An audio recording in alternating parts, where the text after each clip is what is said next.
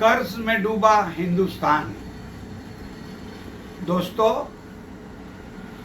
मार्च के महीने में आपने मोदी जी को टीवी पे सुना था, लॉकडाउन की घोषणा करने आए थे और कह गए थे 21 दिन सबको अपने घर में रहना होगा, नहीं तो ये देश 21 साल पीछे चला जाएगा।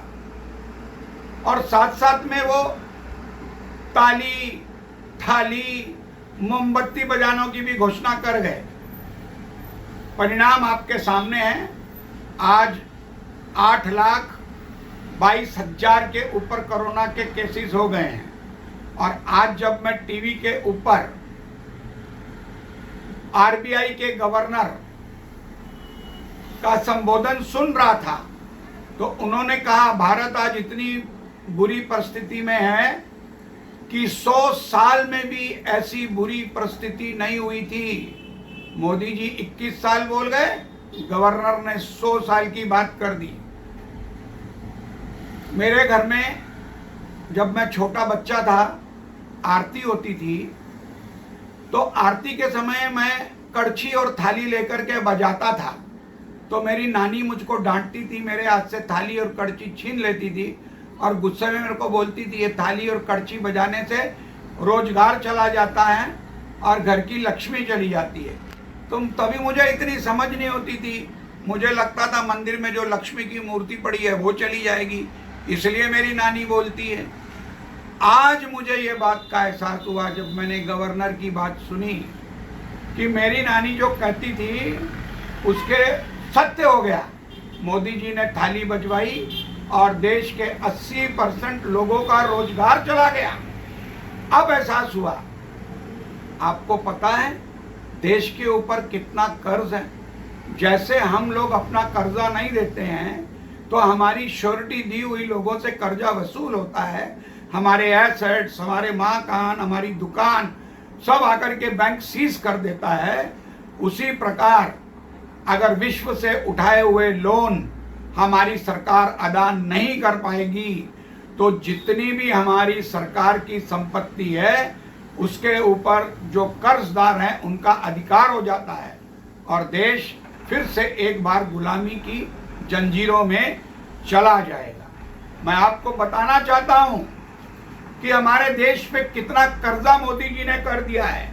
द इकोनॉमिक टाइम्स की रिपोर्ट के अनुसार पिछले 57 मंथ्स में मोदी सरकार ने 30 लाख करोड़ के कर्जे विश्व से उठाए हैं।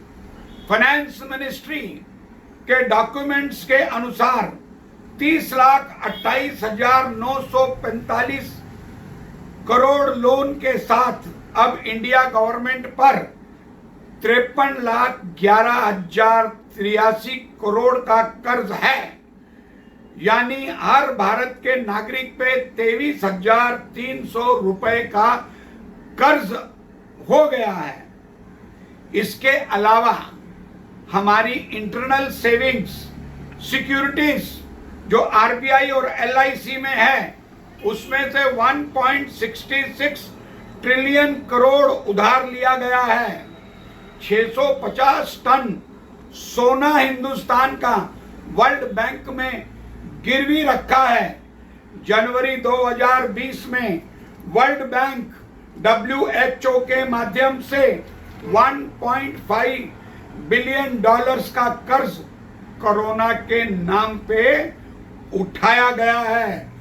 2.2 बिलियन का आश्वासन Shri मथ्यागु ADB president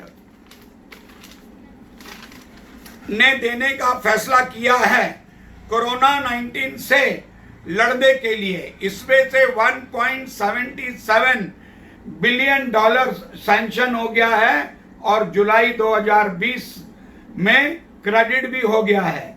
Japan, France, America in देशों से भी योजनाओं के लिए बहुत भारी मात्रा में कर्जा उठाया गया है।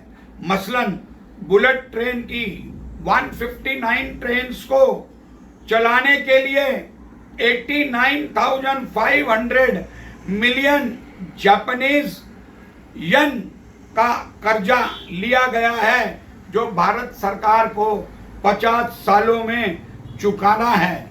अब मैं आपसे पूछना चाहता हूं, 50 साल में मैं जिंदा रहूंगा, मोदी जिंदा रहेगा, राहुल गांधी जिंदा रहेगा, सोनिया गांधी जिंदी रहेगी, अखिलेश जिंदा रहेगा, मायावती जिंदा रहेगी, इन नेताओं में से कौन जिंदा रहने वाला है? तो ये कर्जा चुकाएगा कौन? ये कर्जा चुकाएगी भारत की जनता। भारत के युवा सब गुलाम बनेंगे और इन कंट्रीज के अधीन हो जाएंगे। इससे मैं आपको सावधान कर रहा हूं। अगर आपको जितनी 70 साल की कमाई हमारे विरासत में हमारी पूर्व की सरकारों ने बनाई थी, मोदी ने सारी मिटिया मलेट कर दी है। मैं आपसे विनती करता हूं, ऐसे बुद्धिहीन, दिशाहीन प्रधानमंत्री से सावध रहिए, कमर कसिए, वरना वो दिन दूर नहीं आपके और हमारे बैंकों के, लॉकरों के, फैक्ट्रियों के सबके ऊपर विश्व लोग आकर के ताला मार देंगे। सोचना आपको है। जय हिंद।